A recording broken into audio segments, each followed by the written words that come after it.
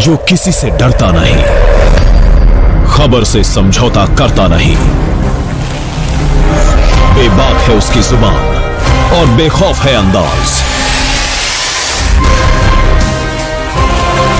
खबरों की दुनिया का नया बाजीगर ईशक पंडित।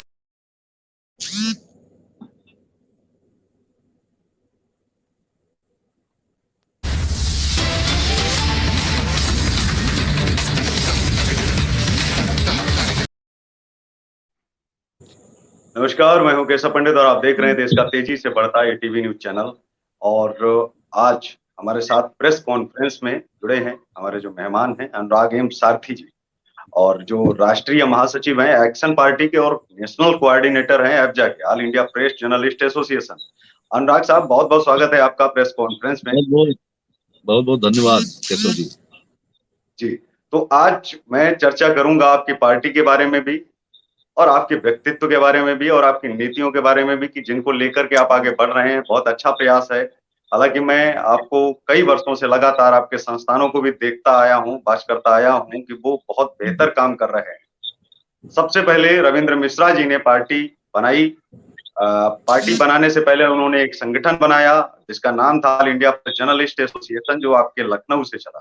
और लखनऊ से जब संगठन की शुरुआत हुई तो उन्होंने कुछ ऐसे मुद्दे रखे जो वास्तविक रूप से सही थे, लेकिन वो धरातल पर उनको जो है उतारा गया तो पाया ये गया कि मुद्दों पर कभी भी गवर्नमेंट या सरकारें कभी काम नहीं कर पाएंगी और उनकी मांगों को कभी पूरा नहीं कर पाएंगी।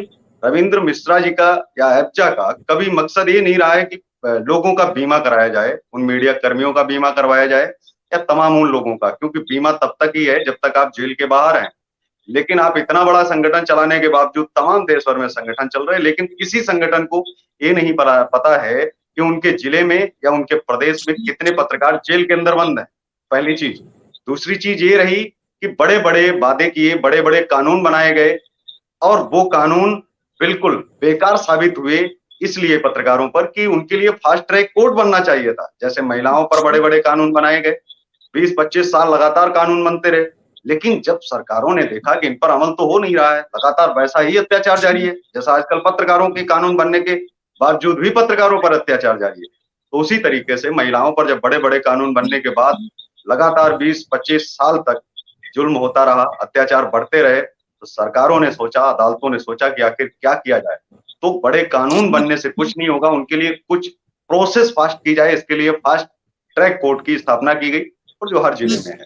तो इस तरीके से किसी भी संगठन ने आज तक एक तो मांग नहीं रखी कभी कि फास्ट ट्रैक कोर्ट की स्थापना की जाए, क्योंकि अगर कानून कितने भी बड़े बना लो, लेकिन वो अगर स्लो प्रोसेस में जाएंगे तो उनकी कार्यवाही वैसी ही रहेगी जैसे कि अन्य कानून।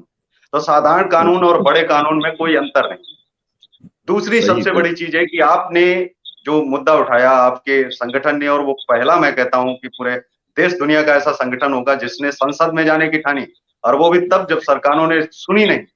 उन्होंने कहा कि मीडिया निर्वाचन आयोग का गठन करिए, गारंटेड अधिकार आयोग का गठन करिए, जनता को आप विश्वास दिलाइए, मीडिया कर्मियों को आप विश्वास दिलाइए और उनको गारंटेड लिखित दीजिए कि हम आपके साथ हैं पूरी तरीके से।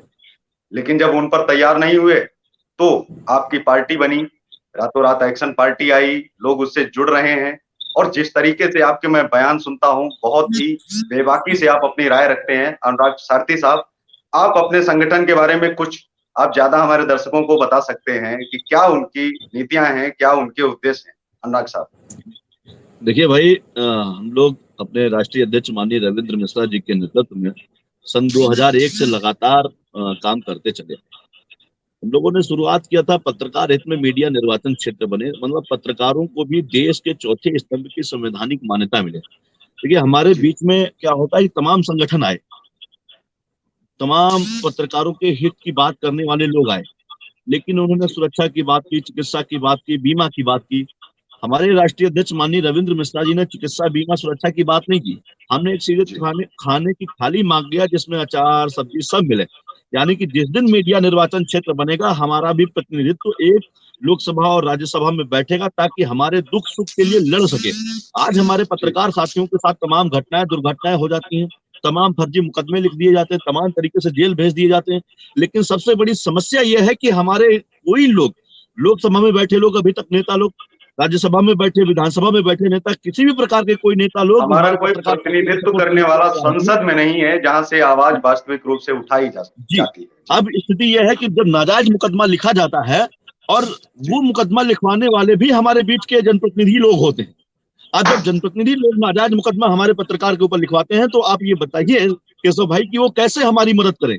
इसलिए पत्रकारों के द्वारा चुना हुआ एक प्रतिनिधि लोकसभा राज्यसभा में बैठना चाहिए, ताकि कम से कम हमें जब तकलीफ हो, हमारे पत्रकार साथियों को तकलीफ हो, कम से कम लोकसभा और विधानसभा में आवाज उठाने वाला एक होना चाहिए। और जिस दिन मीडिया निर्वाचन क्षेत्र बनेगा उस दिन पत्रकारों की सारी समस्याएं, चिकित्सा, बीमा, सुरक्षा इत्यादि जितनी भी व्यवस्थाएं, उनके पालेव तक की सुरक्षा व्यवस्थाओं तक की ऑटोमेटिक सारी व्यवस्था मुहैया हो जाएंगी, क्योंकि वो प्रतिनिधि केवल पत्रकार हित की ही बात करेंगे, वो रोड नाली खड़ंजे की बात नहीं करेंगे संसद में बैठकर। ये सबसे बड़ी बात है मीडिया निर्वाचन हम लोगों ने रखी थी और इस पर लगातार काम किया। दूसरा, गारंटेड, जैसा आपने बताया कि गारंटेड अधिकार आयोग को लेकर के भी हम लोगों ने बड़ा संघर्ष किया है और उस संघर्ष को लेकर के दिल्ली जंतर मंतर पे 12-12 दिन विधानसभा पे धरना चला, लगातार काम किया, लेकिन सरकारों के कानों में जू नहीं देगा।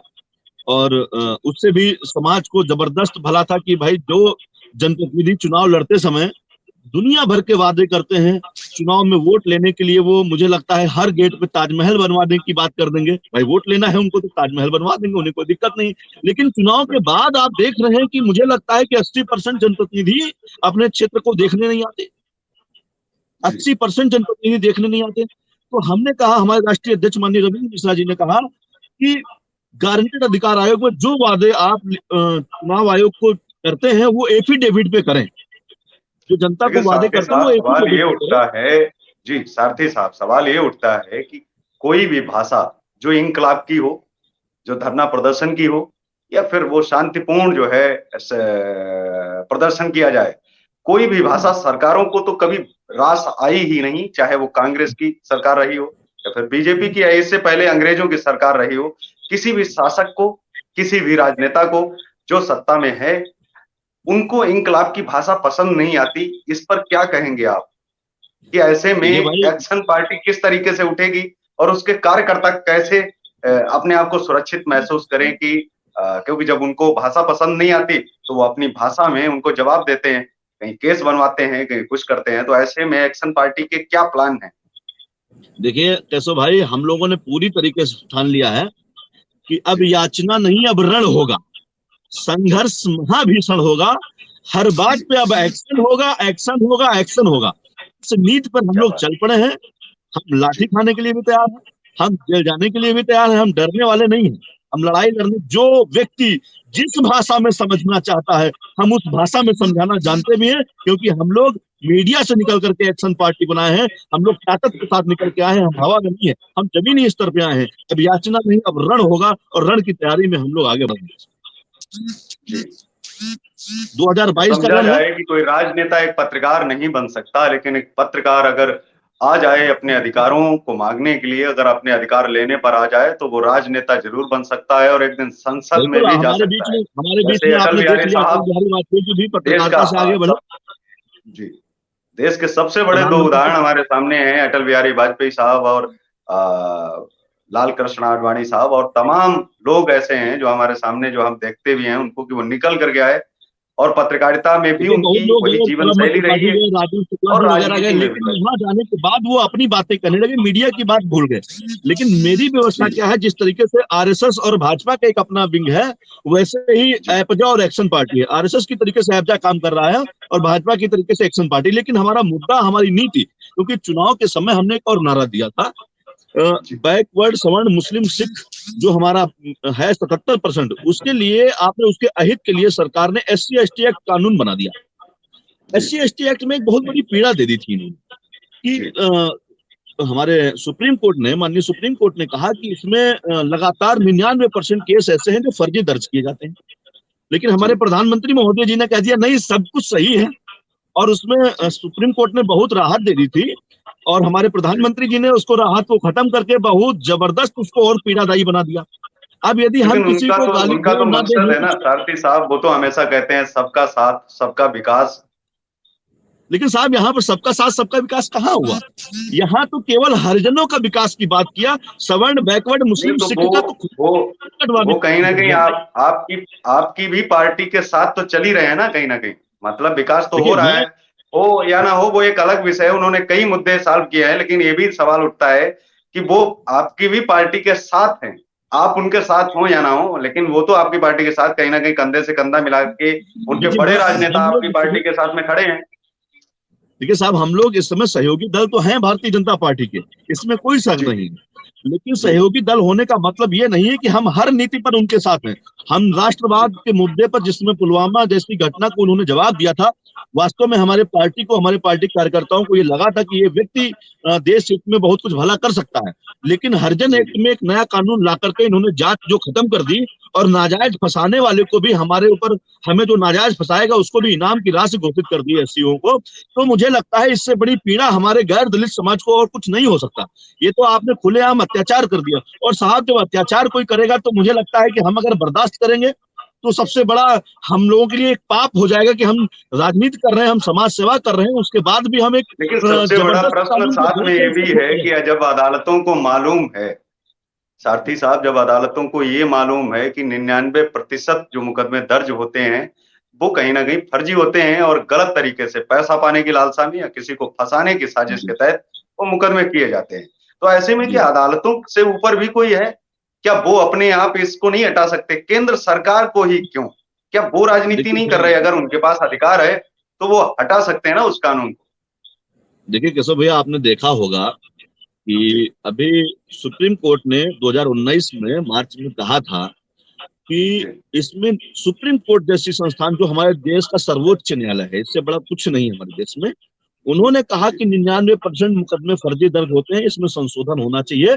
पहले सीओ स्तर का आदमी जांच करता था, अब क्योंकि सीओ तक पब्लिक आसानी से नहीं पहुंच सकती थी, अब दरोगा स्तर का आदमी जांच करे। पहले मुकदमा दर्ज होने के बाद सीओ जांच करता था, अब दरोगा मुकदमा दर्ज करने से पहले जांच करे, उसके बाद मुकदमा दर्ज करे। सुप्रीम कोर्ट ने ये कहा, लेकिन जी। सुप्रीम कोर्ट के कहने के 6 महीने के बाद सुप्रीम कोर्ट ने जैसा सरकार ने चाहा वो कानून बना दिया। सबसे बड़ी पीड़ा तो ये है, हम नहीं कह रहे हैं लेकिन कि भा सुप्रीम कोर्ट के लेकिन ऊपर कुछ है, भाजपा तो इससे लेकिन पल्ला स्वाभाविक ये झाड़ती होता नज़र है आई कि थी। सुप्रीम कोर्ट के ऊपर भी कोई बैठा है। मैंने उस समय भी सवाल उठाया था, लेकिन उनके जो लोग हैं और भाजपा ने ये खुलासा किया हुआ था कि ये तो कांग्रेस बहुत पहले बिल ला चुकी थी। ये हमने कहाँ देखिए उठाया कांग्रेस, साहब, ये बिल सच, तो बहुत पहले आ चुका था। हमने तो बनाया देखिए नहीं ऐसा बिल। सच्चाई तो ये है कि ये कांग्रेस लाई। राजीव जी, गांधी ने अपना संसद में बात रखी, प्रधानमंत्री राजीव गांधी थे वो, जी, तत्कालीन प्रधानमंत्री, उसके बाद बीपी सिंह ने उसको पास कराया। लेकिन लेकिन हुआ क्या कि ये जो इन्होंने जांच खत्म कर दी ना, कि अब कोई भी व्यक्ति जाए, आपने 302 में जांच रखी, 376 में महिलाओं के साथ उत्पीड़न होता है उसमें आप जांच करा रहे हैं, दुनिया भर जी, का डॉक्टरी करा करके उनका खुलेआम बदनामी कर रहे हैं, ठीक है। जी। हरिजन एक्ट में कोई मुंह फाड़ दे रहा, आप उसकी बात मान ले रहे हैं, जांच करने की कोई आवश्यकता ही नहीं है। हरिजन कोई ब्रह्मा जी होकर के पैदा हो गया क्या कि जो बोल देंगे वही सही है? आप 302 में जांच करा रहे हैं, बिल्कुल हर चीज़ जाँच महिलाओं का के एक साथ विषय उत्पीड़न में है जांच करा रहे हैं। और मुझे जाँच तो समझ नहीं आ रहा केशव भाई कि ये कौन से जी। ब्रह्मा जी हरिजन लोग पैदा हो गए हैं कि जो है वो जी। केवल कह देंगे वही सब सही है। मुझे तो बड़ी नहीं, तकलीफ किसी हो रही के है, मेरे कहने समाज बस से को नहीं, फायदा अगर ना मिले। अदालतें हैं, देश में संविधान है और संवैधानिक अधिकार सभी को है, तो हर किसी को है। आपका काम है कि आप अपने एफआईआर दर्ज करवा सकते हैं। एफआईआर की बिना पर आज जाँच हो और जाँच के बाद में ये तय हो, अगर अदालतों में तय होता है। जैसे 302 के लिए 10 साल क्या 15 साल लग जाते हैं कभी-कभी। बलात्कार के केसों में कई 100 साल लग जाते हैं, ठीक है? कई साल लग जाते हैं। और इसके साथ ही जब उन पर स्लो प्रोसेस होने के बाद भी हम कहीं न कहीं अदालतों के प्रति फिर भी हमारा विश्वास है कि कहीं न कहीं हमें कभी न कभी तो इंसाफ मिलेगा। तो नहीं, अदालतों को मुझे भी ये सोचना चाहिए अदा, और सरकारों को सर ये अदालतों बिल्कुल पे पूरा ध्यान देना विश्वास है, चाहिए। जी। अदालतों पे पूरा भरोसा है, अदालत कहीं कुछ गलत नहीं करती। लेकिन समस्या साहब एक्शन ये है कि पार्टी जो व्यक्ति, जी, एक्शन पार्टी कोरोना पर क्या कहेगी जो कोविड अभी आया है, तमाम अभी उत्तर प्रदेश से कई चीज़ें, क्या ज़िम्मेदारी सिर्फ़ सरकार की है?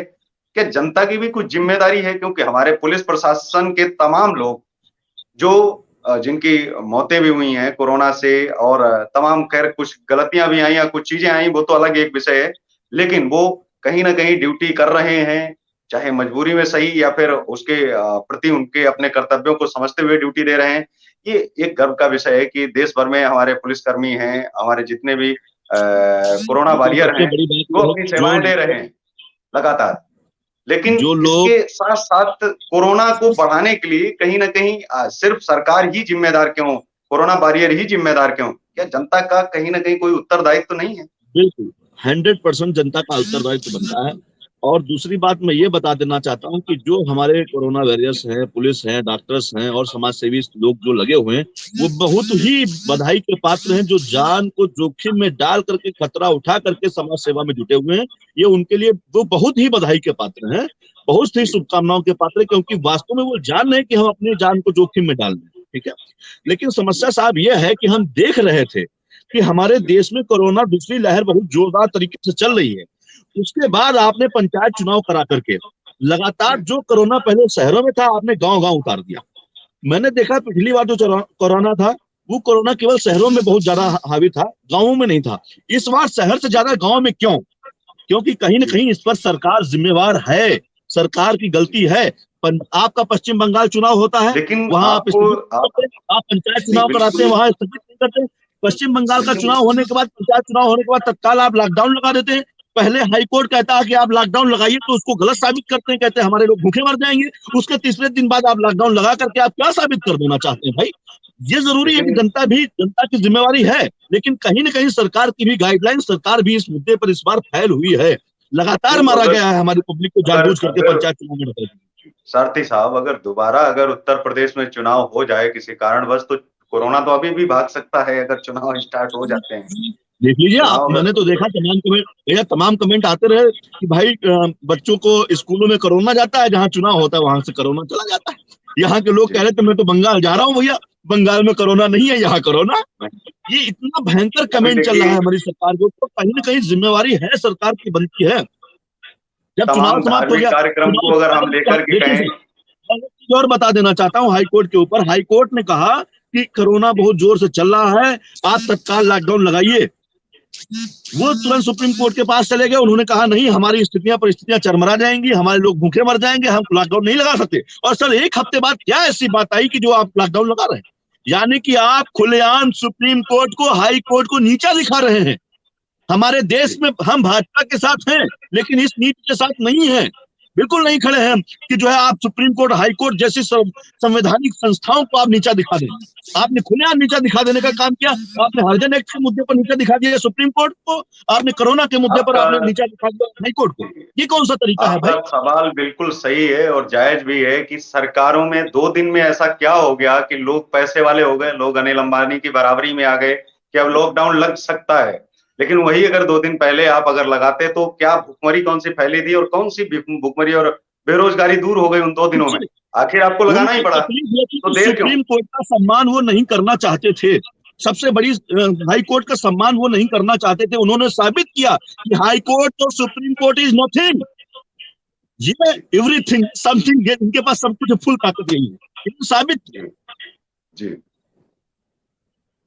सबसे बड़ी पीड़ा यहीं पर होती है कि जब आप सुप्रीम कोर्ट, हाई कोर्ट को जब नीचा दिखा देते हैं, तो साहब हमारे देश में बचा क्या? जी। क्या देश बचा? की जो यही तो। माननीय अदालतें हैं, उच्चतम जो अदालतें हैं, जो हमारा सुप्रीम कोर्ट है, उनके ऊपर हम नहीं है और ना तो सरकारें हैं, उनको उनकी बात माननी भी चाहिए। इस बार और सरकार ने दूसरा साबित किया कि हरिजन एक्ट के भी मुद्दे पर साबित किया और कोरोना के भी मुद्दे पर साबित किया कि सरकार सब कुछ है और सुप्रीम कोर्ट, हाई कोर्ट कुछ नहीं। जी, यही ये पीड़ा है, यही सरकारों को तकलीफ है उनका कि हमारी संवैधानिक संस्थाओं को नीचा दिखाया जा रहा साहब। ये कैसे जी, बर्दाश्त किया जाए? जब हाई कोर्ट, सुप्रीम कोर्ट कुछ नहीं है, तो आप क्या कह सकते हैं कि हम लोग, पब्लिक लोग क्या होंगे?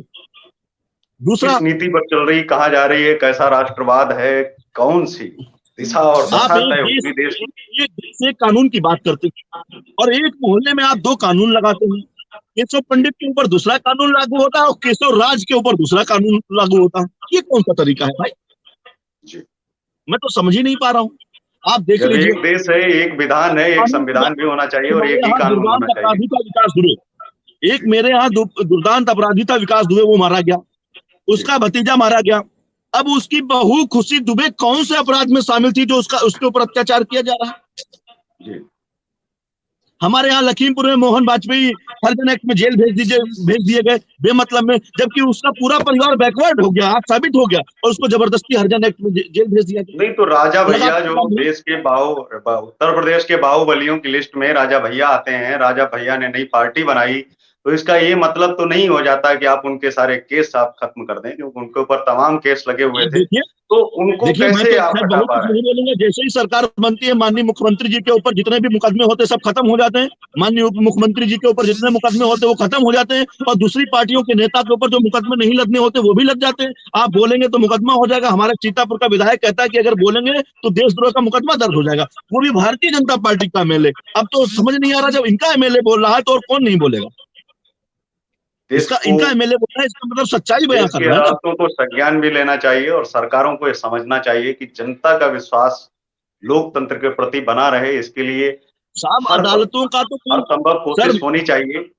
जी, कि वो हमारी लगातार सरकार जो ने है जनता अदालतों के। का कोई मतलब जी, खत्म कर दिया है।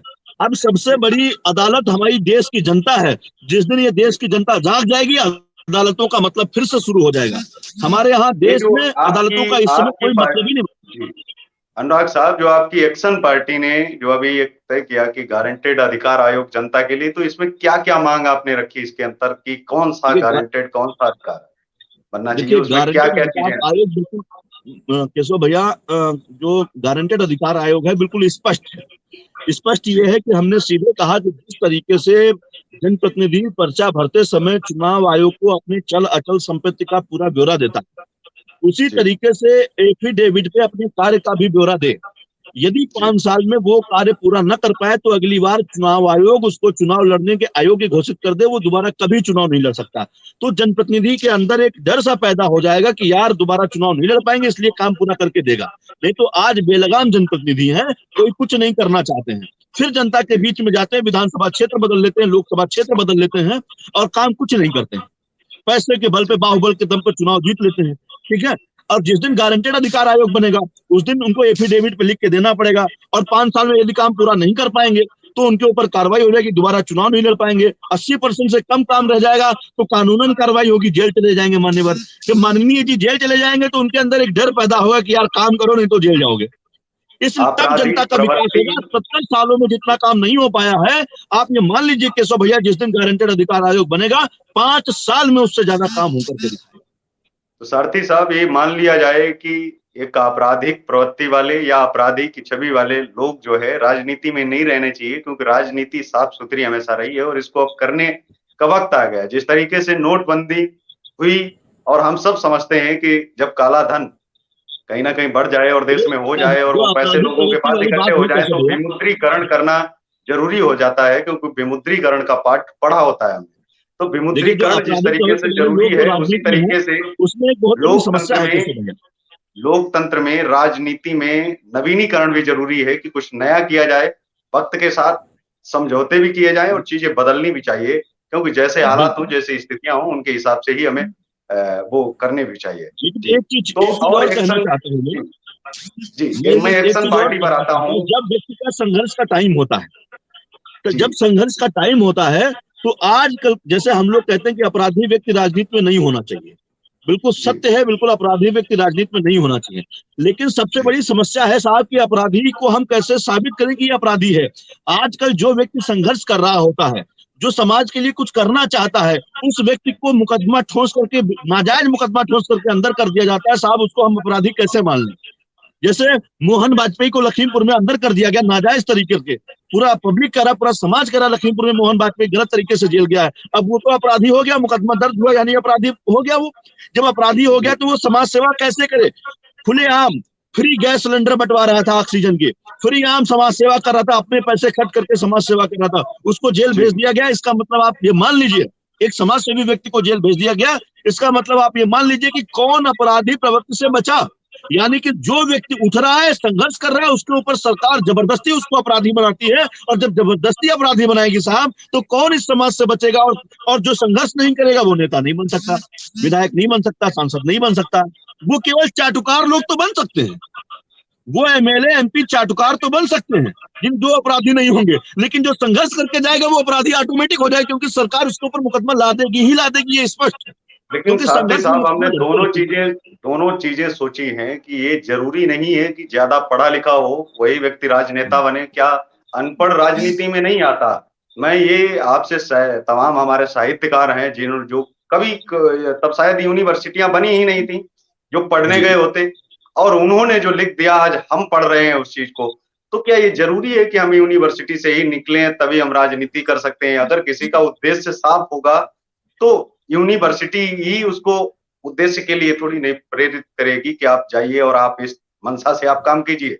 वो तो व्यक्ति अगर धरातल या जमीनी स्तर से जुड़ा हुआ व्यक्ति भी काम कर सकता है, पहली चीज। दूसरी चीज ये आती है कि जो संस्कार, जो चीजें यूनिवर्सिटी नहीं सिखाती हैं उनको हमारा घर सिखाता है। तो इसके लिए यूनिवर्सिटी, अभी हम पर्यावरण के मुद्दे पर बात कर रहे हैं, कई डिबेट उस पर हो चुके हैं, लगातार हो रहे हैं। तो ये देखने में आया है कि हम लोग पेड़ों के लिए प्रेम करने के लिए क्यों नहीं प्रेरित होते? क्या उन्हीं यूनिवर्सिटी से हम निकल के आते हैं? कैम्ब्रिज यूनिवर्सिटी से भी पढ़ करके हमारे यहाँ तमाम राजनेता है जिनका कोई पर्यावरण प्रेम नहीं है। उन्हीं से निकल करके वो अमेरिकन छात्र भी जाते हैं, ब्रिटेन में भी छात्र जाते हैं, और उनका आप वहां का पर्यावरण देखिए, उसके प्रति उनका प्रेम देखिए। क्या वहां शिक्षा में भेदभाव है या फिर आपकी सोच में? तो ये देखने का विषय है और ये लोगों को सोचना भी चाहिए। बिल्कुल बिल्कुल सही बात है। एक हमारे मित्र थे, एक शर्मा जी थे, वो आईएएस हैं। तो वो मुझे बोल रहे थे कि भैया बुद्धिमान हम नहीं है आईएएस बनने के बाद, जिन अनपढ़ों को, कबीर रहीम मीरा जैसे अनपढ़ों को पढ़ करके हम आईएएस हुए हैं, वो बुद्धिमान है जी। हम बुद्धिमान आईएएस होकर के बुद्धिमान नहीं है। कबीर रहीम मीरा जैसे अनपढ़ लोगों को पढ़ करके जो हम आईएएस हुए हैं वो बुद्धिमान है। मुझे लगता है सबको आईएएस नहीं, कबीर रहीम और मीरा बनना चाहिए। मेरा भी यही मानना है। वो अनपढ़ थे इसलिए कि उन्होंने पढ़ा नहीं, लेकिन वो ज्ञानी थे, इसमें कोई शक नहीं है कि वो ज्ञानी तो थे। क्योंकि आज अगर हम उनको पढ़ पा रहे हैं तो एक्शन पार्टी की और तमाम क्या प्लान है उत्तर प्रदेश में, किन चीजों पर अभी तैयारी वर्तमान में आप कर रहे हैं? पूरी तरीके से हम लोगों ने तय कर लिया है, उत्तर प्रदेश की 150 विधानसभा पर निश्चित तौर पे चुनाव लड़ने की पूरी तैयारी कर दिया है। इस समय हम भाजपा के साथ सहयोगी दल हैं और मुझे लगता है कि चुनाव तक हम लोगों की परिस्थितियां बदलेंगी। 8-9 महीना चुनाव का बचा है उत्तर प्रदेश में। हम लोग लगातार काम कर रहे हैं। कोरोना टाइम था, उसके बाद भी समाज में लगे हुए हैं, लोगों के बीच में लगे हुए हैं। 150 विधानसभाएं हम लोगों ने विधिवत तैयार कर ली है। 2019 का जो लोकसभा चुनाव था, उस लोकसभा चुनाव में हमने भारतीय जनता पार्टी के साथ एक्शन पार्टी के कार्यकर्ता लगा करके 22 लोकसभा क्षेत्र के चुनाव लड़ाए। उस 22 लोकसभा क्षेत्रों में 21 लोकसभा क्षेत्र चुनाव जीत करके भारतीय जनता पार्टी आई। 21 लोकसभा चुनाव जीत करके आए। बदायूं जैसी ऐसी सीटें थी जो वास्तव में समाजवादी पार्टी का गढ़ थी। माननीय उप मुख्यमंत्री जी ने स्पष्ट कहा था कि जाइए बदायूं में थोड़ा सा ज्यादा मेहनत करिए ताकि जो है बदायूं हम लोग जीत करके आए। और ऊपर वाले की कृपा रही, सबका साथ रहा कि बदायूं भी इस बार हम लोग चुनाव जीत करके, भारतीय जनता पार्टी चुनाव जीत करके आई। हम लोगों की बहुत उस पर मेहनत रही, बहुत ताकत लगाया हम लोगों ने। लेकिन अब 22 लोकसभा का मतलब आप ये समझ सकते हैं कि 125 से ऊपर विधानसभाओं में हमारी पहले से तैयारी थी। और इस बार विधानसभा चुनाव में अगर हमें याचना से काम नहीं चला, अगर रण करना पड़ा तो साहब 150 विधानसभा में चुनाव लड़ करके और सिर्फ हरिजन एक्ट के मुद्दे पर चुनाव लड़ेंगे कि सवर्ण, बैकवर्ड, मुस्लिम और सिख बिरादरी को जिस तरीके से काटा जा रहा है, जिस तरीके से उनको बर्बाद किया जा रहा है, उनके परिवारों को बर्बाद किया जा रहा है, ये बिल्कुल बर्दाश्त नहीं करेंगे और हरिजन एक्ट को खत्म करने का काम किया जाएगा। और ये 2022 में अगर सरकारों के कानून में ये नहीं रंगा तो उनको आटे दाल का भाव पता लग जाएगा। इस नीति पर हम लोग पूरा विधिवत चुनाव लड़ने की पूरी तैयारी कर नीति के साथ आप रहे हैं कि सबका साथ सबका विकास, ये नहीं है। अब आप इस चीज नहीं, मेरा नारा सबका साथ सबका विकास नहीं है। हम बेवकूफ बनाने का नारा पब्लिक को नहीं देना चाहते। हम सिर्फ गैर दलितों का साथ और गैर दलितों का विकास, न हरिजन का साथ न हरिजन का विकास। लेकिन ऐसे में कहीं ना कहीं आप लोकतंत्र को आप लांग नहीं रहे हैं, क्योंकि लोकतंत्र में सभी को जीने का अधिकार है। और इस तरीके की जीने का अधिकार तो मैंने किसी का जीने का अधिकार नहीं छीना, लेकिन हम अपने भी जीने की बात करते हैं। भैया हम 77% हैं, उत्तर प्रदेश में 77% है, हम अपने भी जीने की बात करते हैं। हम पूरा मकान अगर 23% को दे देंगे तो साहब हम क्या गेट के बाहर खड़े होंगे जाकर? हम गेट के बाहर नहीं निकलेंगे। जी, ऐसे में अगर दलित समुदाय अगर निकल करके आता है, अभी देश में 2 बड़े राजनेता दलितों के हो गए। एक तो चंद्रशेखर आजाद रावण जो निकल करके आए, उन्होंने अपना स्वघोषित नामकरण किया हुआ है रावण, और फिर आजाद पता नहीं क्या क्या उन्होंने लगाया। हालांकि वो आजाद बनने की कोशिश कर रहे हैं, दिखा रहे हैं कि जो चंद्रशेखर तिवारी आजाद थे जिन्होंने गोली मार ली थी, एक तो वो उसकी भूमिका में आ रहे हैं कि मैं उतना बड़ा क्रांतिकारी हूं, मुझे उनकी श्रेणी में खड़ा करिए। कल को मेरे हर चौराहे पर पुतले होने चाहिए। क्षीण मानसिकता के व्यक्ति हैं, छोटी मानसिकता के व्यक्ति हैं रावण जी। और चंद्रशेखर की दूसरा, तुलना में मत जो करिए। रावण नामकरण जो किया हुआ है वो इसलिए किया है कि नहीं ये ब्राह्मणों को थोड़ा आघात पहुंचे, ये क्षत्रियों को आघात पहुंचे। रावण जब समाज में कोई नाम नहीं रख सकते, आपने आज तक किसी ने नहीं रखा, आपने रखा, और इतना बड़ा महाज्ञानी था, उसके क्या है मतलब उसकी कोई बराबरी नहीं है, कोई चीज नहीं है, और आप वो नाम आप आप एक जात बिरादरी की बात करके आप रावण बन जाइए या ब्रह्मा जी बन जाइए, कोई फर्क नहीं पड़ने वाला। ठीक है, आप एक समाज की बात तो करते आज, हैं, दूसरे समाज को काटने की बात करते हैं। लेकिन ब्राह्मण हितैषी कहीं ना कहीं मायावती जी भी रही हैं। वो मायावती जी क्या ने तो बहुत चाहती बढ़िया थी? हितैषी का काम किया। तिलक तराजू और तलवार इनको मारो जूते चार का नारा शुरुआत में दे दिया था। इससे बढ़िया हितैषी क्या हो सकती है भाई हमारी लेकिन बहन उसके की। साथ उन्होंने जो है सतीश मिश्रा जी को कहीं ना कहीं इस्तेमाल किया। सतीश मिश्रा जी अपने आप इस्तेमाल हुए, वो जूते खा करके बहन जी के साथ खड़े रहे, हमें क्या करना भाई। उन्होंने स्पष्ट ब्राह्मणों के जूते मारे, ब्राह्मण समाज के जूते मारे, और सतीश जी अगर उनके साथ खड़े हैं तो मुझे लगता है तो वो ब्राह्मण समाज में होने लायक ही नहीं है। नहीं नहीं, ये जी हमारे यहाँ लोगों ने नारा दिया था, ये पंडित नहीं और हाथी पे सवार है। समझे, पंडित नहीं डा डा डा हाथी पे सवार है। जी। इसको हाँ, पंडित मैं नहीं कह समझ सकते वो। गया। जी जी जी, तो उन शब्दों को हम बोलना भी नहीं चाहते, और बिल्कुल आपकी जो पार्टी है वो जिस तरीके से आ रही है, तो क्या लोगों से सदस्यता का क्या प्लान है, आप कुछ हमारे दर्शकों को देखिए, जो बताएंगे जो जो आपको मेरे आम समाज आदमी के देख रहे साथ हैं? गलत हुआ है, जो जो जी। मेरे समाज के साथ गलत हुआ है उसका करारा जवाब मिलेगा, करारा जवाब मिलेगा। हमें ताकत आ तो जाने उत्तर दीजिए, प्रदेश में, हमारे पूरे उत्तर साथियों का प्रदेश सहयोग में आपकी मिलेगा। पार्टी सही ढंग से उतर रही है और सही तरीके से आ रही है, और उसके साथ पूरी मीडिया के ताकत। लिए जो प्लान है वो भी आप मुझे बताएं, क्योंकि हमारे दर्शकों को कि मीडिया के आजाद लिए भारत क्या के बाद प्लान। पहली ऐसी पार्टी है, आजाद जी भारत के बाद पहली ऐसी पार्टी है जिसने मीडिया हित के लिए मीडिया निर्वाचन क्षेत्र की बात की है। हम जी पत्रकारों को बिल्कुल ऑटोमेटिक स्वतंत्र कर देना चाहते हैं। उनके किसी भी राजनीतिक दल का दबाव नहीं होना चाहिए कि यदि हमारे पत्रकार के साथ कोई घटना हो गई तो उसको बीमा, सुरक्षा, चिकित्सा या उसको कोई राशि मिलनी है तो कोई सरकार के लोग उसके ऊपर एहसान करके देंगे ना। उसका भी अधिकार होना चाहिए। जैसे वकीलों के लिए 10 लाख 20 लाख तय कर दिया गया, वैसे ही तो पूरे पत्रकारों के लिए प्रदेश भी में, तय होगा हमारे पावर में आने के बाद। तो पूरे प्रदेश में कितने प्रतिशत जो है आप पत्रकार खड़े कर रहे हैं अपनी पार्टी में? आप अपना कितना प्रतिशत, लोग कहते हैं कि इतने देखिए, बात यह है प्रतिशत कि हम मुस्लिम कैंडिडेट खड़े कर रहे हैं, तो कितने परसेंट कैंडिडेट आपकी पार्टी की तरफ से पत्रकारों के लिए जो है सीट आरक्षित की जाएंगी? देखिए, बात यह है कि ये पार्टी जो है पत्रकारों की ही पार्टी है। जैसे जी बीजेपी की जनक आरएसएस है, वैसे ही एक्शन पार्टी का जनक एपजा ही है। एक्शन जी पार्टी ही है। हमारे तमाम साथी पूरे विधानसभा क्षेत्रों में, और मैं देख रहा हूं कि पत्रकारों का ही बड़ा जबरदस्त सहयोग मिल रहा है, हमारे साथियों का ही, एपजा बंधुओं का ही बड़ा जबरदस्त सहयोग मिल रहा है, जिससे हमारी पार्टी जबरदस्त स्टैंड होती चली जा रही है। जी दूसरा, जिन क्षेत्रों में हमारे पत्रकार मजबूत हैं, क्योंकि विधानसभा चुनाव में मजबूत व्यक्ति की आवश्यकता होती है, और जो लोग अभी तमाम, जैसे लखनऊ है, लखनऊ की कई सीटें हैं, हमारे ही साथी कह रहे हैं हम मैदान मारेंगे। दूसरा, मैं ये देख रहा हूं कि हमारे एक्शन पार्टी के कार्यकर्ता तमाम जगह कह रहे हैं। तो ये तो हम लोग चुनाव के दरमियान तय करेंगे कि कौन कौन चुनाव लड़ना चाहता है। चुनाव में सबसे बड़ी भूमिका भैया ये होती है कि हमें चुनाव जीतना है। चुनाव जी जीतने के बाद हम किसी का भला कर सकते हैं। चुनाव अगर हम केवल लड़ेंगे तो हम किसी का भला नहीं कर सकते। तो हमने एपजा के भी बंधुओं को कहा है, एक्शन पार्टी के भी बंधुओं को कहा है कि किसी भी तरीके से संसद और विधानसभा में आप सहभागिता सुनिश्चित कराइए। ताकत एक्शन पार्टी आपको ऑटोमेटिक देगी, आपको चिंता करने की जरूरत नहीं है। चुनाव वो चाहे एपजा बंधु लड़े, चाहे एक्शन पार्टी के बंधु लड़े, जो ताकत में होंगे, जो पावर में होंगे, जो लड़ सकने की स्थिति में होंगे, उनको चुनाव लड़ाया जाए। लड़ सकने की किसी के स्थिति साथ में कोई होंगे। भेदभाव नहीं किया जाएगा। सिर्फ हम 77% के हिमायती हैं। हम 77 सवर्ण, बैकवर्ड, मुस्लिम और सिख की लड़ाई लड़ रहे हैं। उसके लिए जी हम हर हद तक जाएंगे। और एक बात और स्पष्ट बता दें भाई कि हम जी इन लोगों के लिए अपनी गर्दन नहीं कटवा पाएंगे। इसमें हमारे समाज की खुलेआम गर्दन काटी जा रही है, और साहब जी ये हम कतई बर्दाश्त नहीं कर पाएंगे।